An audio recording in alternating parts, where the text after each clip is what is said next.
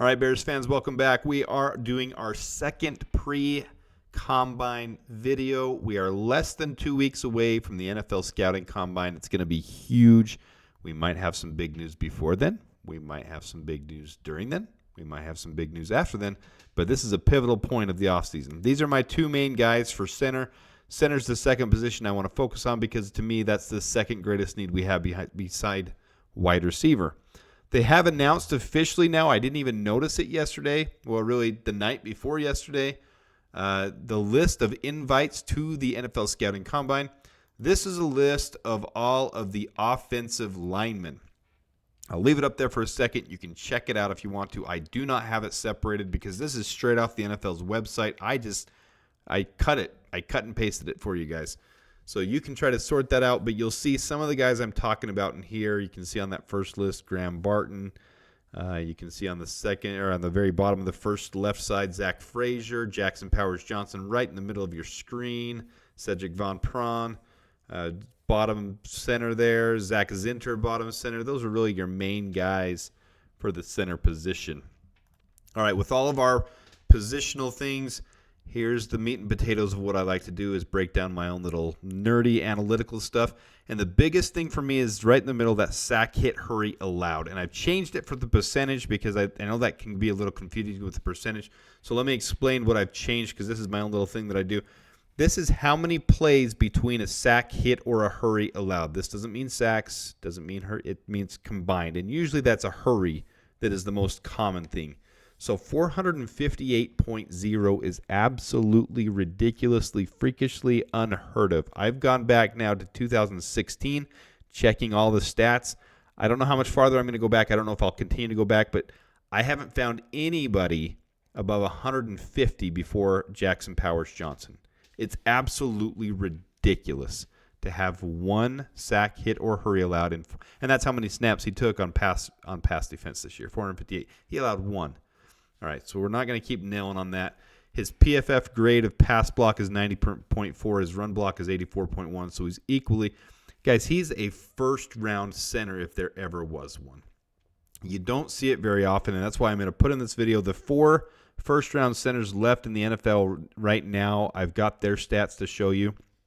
But here's these guys. Sacks, hits, hurries, pass block, run block. How many penalties they were called for during the season. So that's his one downfall.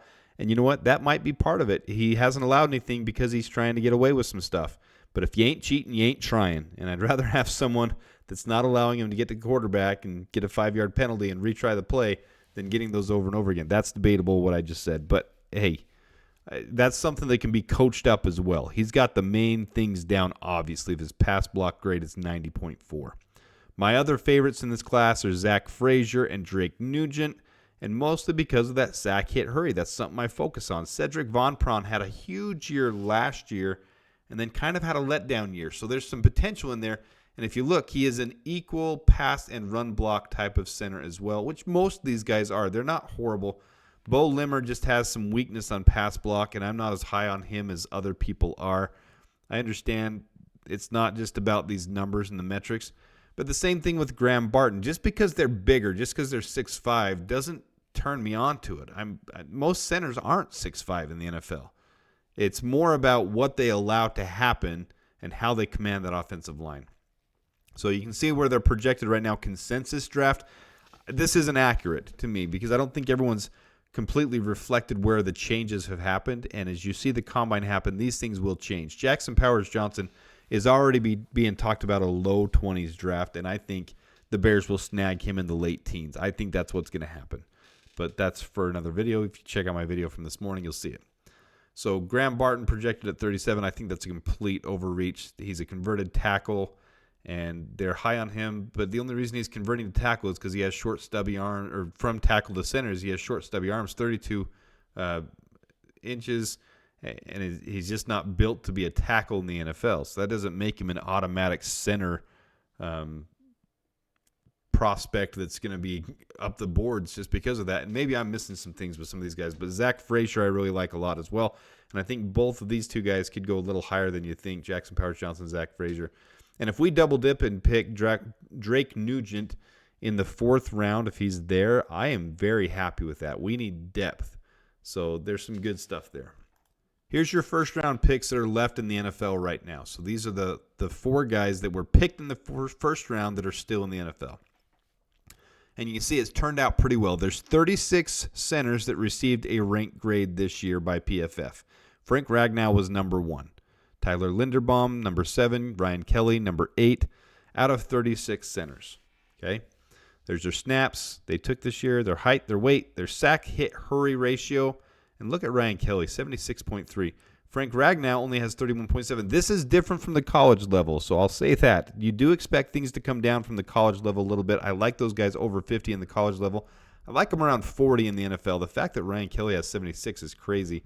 He's just lacking a little bit on the run blocking grades.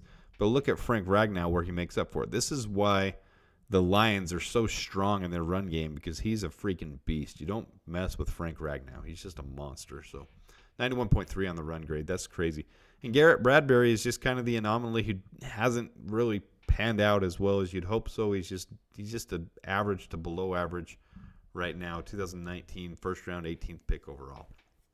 So there's those guys. You can pause that and look at that if you want. But we're moving on to the last 3 draft classes is what I want to show you. All right, so here's the 2023 draft class. And I only did players on this that took more than 500 snaps. So there were more than 3 centers taken. Obviously, Juice Scruggs is one of those off the top of my head. But Jaret Patterson got more of the snaps from the Texans anyways. But Joe Tippmann with the Jets, Jaret Patterson with the Texans, and John Michael Schmitz with the Giants.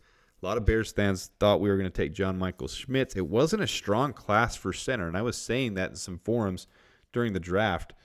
And I'm glad Ryan Poles went the way he did. I just figured we would draft a center, and I figured we would sign one if we didn't. We ended up having Lucas Patrick, which, I had some excitement over, and there were some good things about him, but he obviously wasn't working out.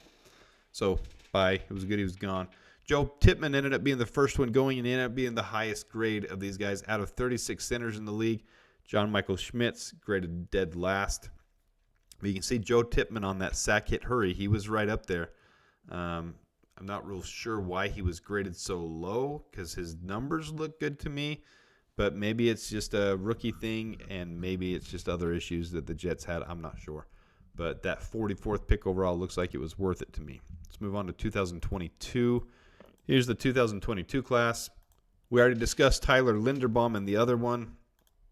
And before I go too far, let me go back and explain this. I'm going to go back and show you guys. So here was Tyler Linderbaum this year. So here's his NFL. This is a good way to show you. So 33.9 sack hit or hurry. Look right in the middle of the screen at the bottom there.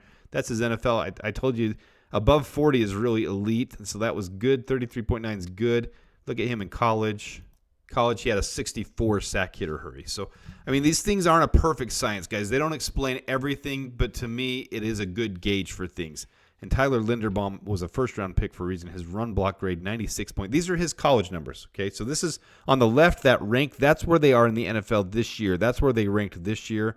But everything right of that was their college, okay? So the same as the 2023, if we go back and show you that one real quick. Same thing. Rank this year in the NFL. The rest of that is college. Okay, so 2022. And that SG, Cam Jurgens, he's a starting guard. He's no longer a center. He was drafted as a center. He's a starting guard. Kelsey obviously gets in the way of that. But his sack hit hurry in college is 31.8. He's ended up being a good NFL guard, though. But Luke Fortner kind of defies my logic. 97.5 sack hit hurry, one of the higher ones. But he's not really translating right now in the NFL. But the Panthers are a hot mess, and he might be a result of bad team, bad situation. Everyone kind of struggle because his pass block and his run block are both good, but he's the 35th rated center in the classes. So there's different things of how PFF does these. It's not a perfect science, but overall, his sack hit hurry in college is 83.3 in college, 85.2. How is he doing in the NFL? I didn't pull that up for this, but he's not doing well because he's 35th ranked, but he's a good prospect. So on to 2021, which is a really solid center class. You can see, again, on the left side, that's where they ranked out this year. But a lot of high picks. And Drew Dahlman's the highest rated here. He was in the 4th round, so he wasn't highest rated during the draft, but he ended up being highest rated now. He's turned out to be a good NFL center. Again, Landon Dickerson, starting guard now instead of a center. But You can see 112.7 for Landon Dickerson, 67 for Creed Humphrey. I mean, those are great numbers. And this kind of does show a couple years into the league, these guys, these are their college stats. 21 sack, hit, or hurry, which is not good in college to me. Josh Myers, 24.5. Robert Hainsey and Liam Eichenberg, 36. Those aren't good to me. And look how it's translating in the NFL into their third year. 28, 32, and 34 out of 36 centers. So it does, I mean, it does have some bearing. It does, and Landon Dickerson is a highly rated starting guard. So, I mean, there's some translation here. You can see where those things do translate to the NFL level. Josh Myers, kind of, why he was drafted so high. A team fell in love with him, obviously, but 21.9 sack, hit, or hurry, and 65 pass block and 60 run block in college, and he was drafted in the end of the second round. That one makes me scratch my head, but I don't know everything, and I don't know everything about that draft class. So anyways, there's some stuff for you to chew on. It is interesting when you look at these things, though. When you put them on paper, it makes you question things. So then let's look again here at our 2024 NFL draft class. Jackson Powers Johnson, to me, is a guy the Bears have to go get. We really do need to go get him, guys. I really want him. But Zach Frazier's also solid. Drake Nugent's also solid. This is a decent center class to me, and I think we have some good options, and I really hope we get Jackson Powers Johnson. That's all I've got for you for the center class. There's going to be a lot more after the combine. This is really just a prep for the combine, so you can see some of those stats and numbers I'm looking at as I look at these guys. Then you're going to see all their stuff. You're going to see their 40-yard dash. You're going to see their footwork. You're going to see, their bench press. You're going to see all the stuff as they go through the combine. There's a lot of offensive linemen there, so it's going to be interesting to see how all these numbers come out, how the RAS scores comes out. But this is where guys have a chance to improve their stock. Let's see what happens with these guys, but I'm already set on Jackson Powers Johnson. I need to see nothing further from him. He is a blue chip center to me that I think we need to either pick at 9 or trade down a little bit, which is optimal because we can do that. Trade down at 9, get number 16 and pick him up and have a solid career starting center to protect Justin Fields for years to come. It's ideal. So, all right, let me know what you think. Let me know if you like it. Hit the like button either way because I really want you to for the algorithms. And if you don't mind, if you haven't subscribed, please do so. Got more content coming, guys. We've got a lot of stuff coming up right now between Ryan Pohl's decision, which is going to come anytime. I'm telling you guys, it's coming anytime, to the combine, to free agency, to all the steps in between. There's going to be a lot of stuff, and this is a lot of fun. So please hit the like button, subscribe, hit that little bell notification so you guys can get updated when I post something, and comment with me. Let's have fun this off season. Until next time, bear down.